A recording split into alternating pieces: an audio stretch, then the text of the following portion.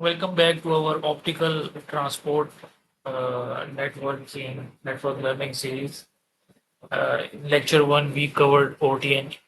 What is OTN? Its architecture and signal mapping. We have in a variety of OTN lecture series. We explored so many things related to OTN, its architecture, audio multiplexing, and protection schemes. Okay, in OTN protection mechanisms, we have covered 1 plus 1, MSP and SNCP, real world use cases from backbone to 5G backhaul.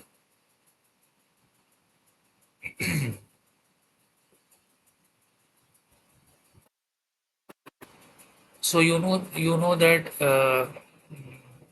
how can someone actually manage an OTN network.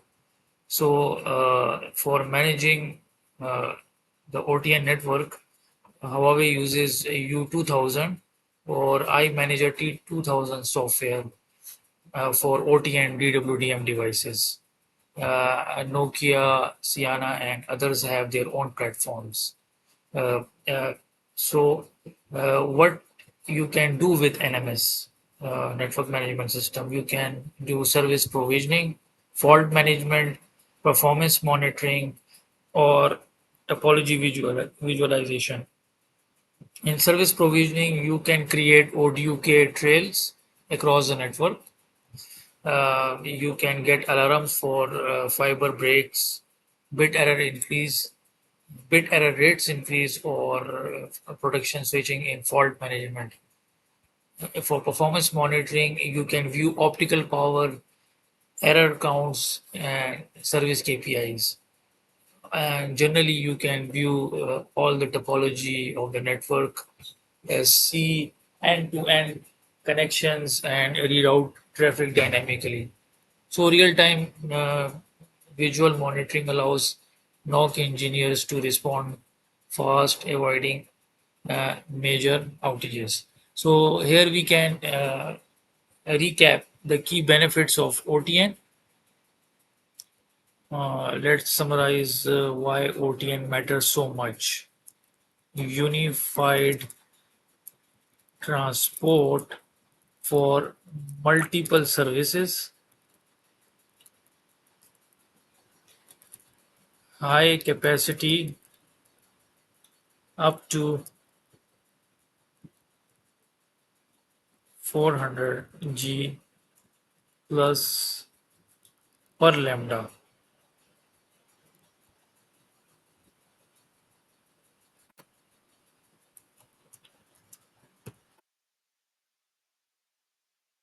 built-in error correction,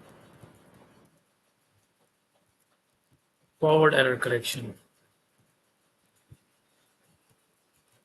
low latency and jitter, perfect for 5G and beyond technologies, and scalable from metro to core.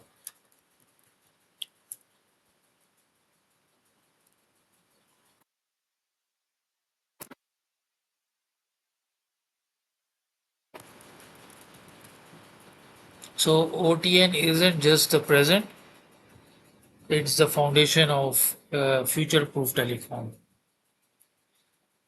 So in this lecture, we will cover ODUk grooming, cross-connect functionality, and if time permits, hands-on Huawei configuration examples. Okay, so now continue. New slides.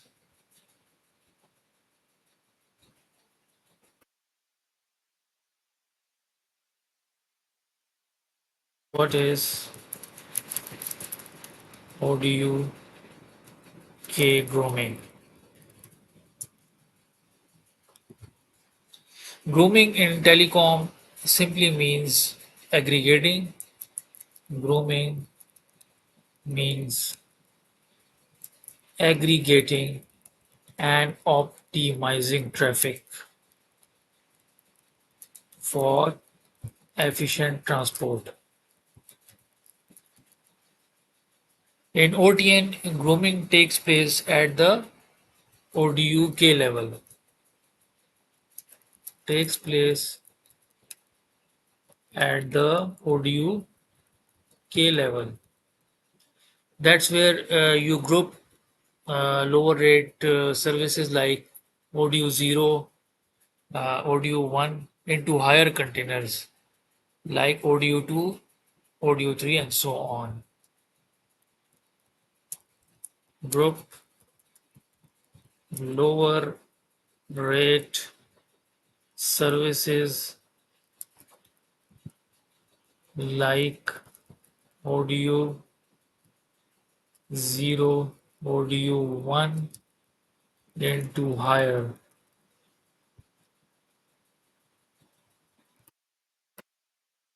containers like ODU2, ODU3, and so on.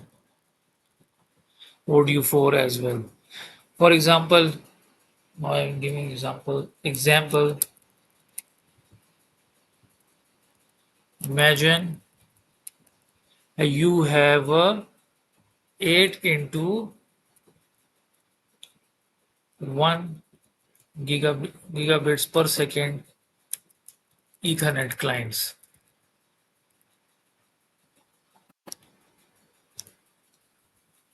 Each one maps to an ODU0. Each one maps to an ODU0. You can group them into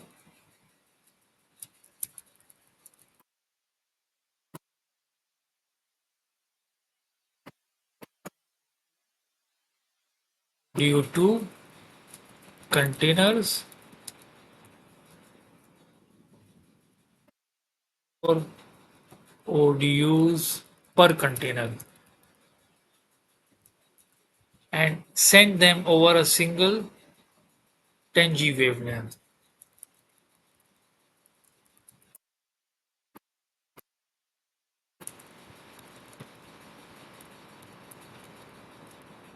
Then G.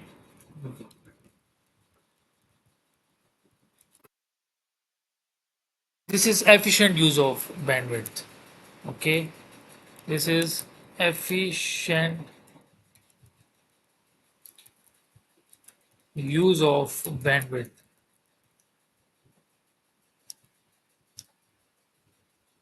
Efficient use of bandwidth and reduces the number of wavelengths used and reduces the number of wavelengths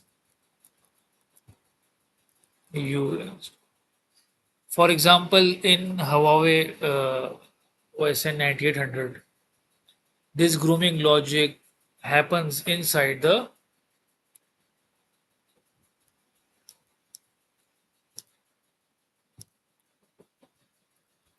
in Huawei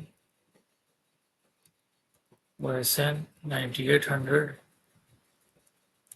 This grooming logic happens inside the cross connect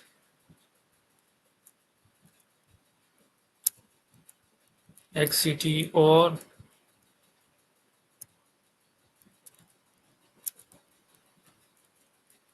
TNC board. Why it matters? That's a question. Why it matters so? Why it matters so? Reduces fiber and wavelength usage, supports dynamic service provisioning, and enables scalability without rewiring physical interfaces. Okay, reduces fiber and wavelength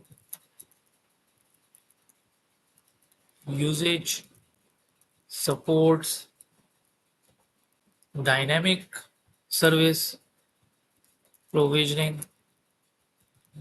and enables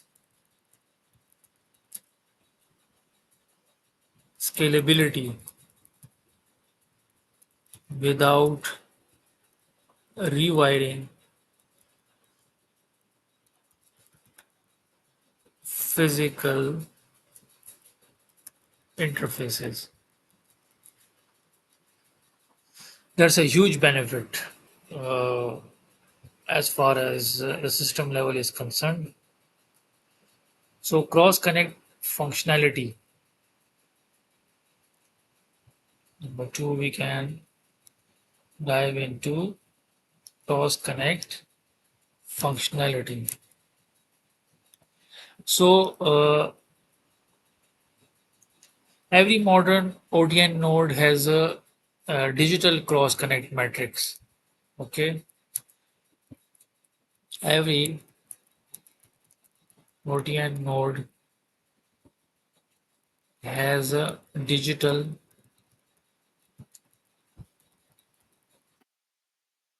cross connect matrix. It's responsible for terminating incoming ODUs, mapping them into appropriate containers, and connecting input and output ports internally. Put ports internally. Think of it like a telecom switchboard, for example. You plug in services on the left, the cross connect routes them to the correct output to the right. Okay. So in the next lecture, we will cover two main types of uh, digital cross connect matrix: ODU non-blocking cross connect and ODU flex cross connect. Thank you for watching this lecture.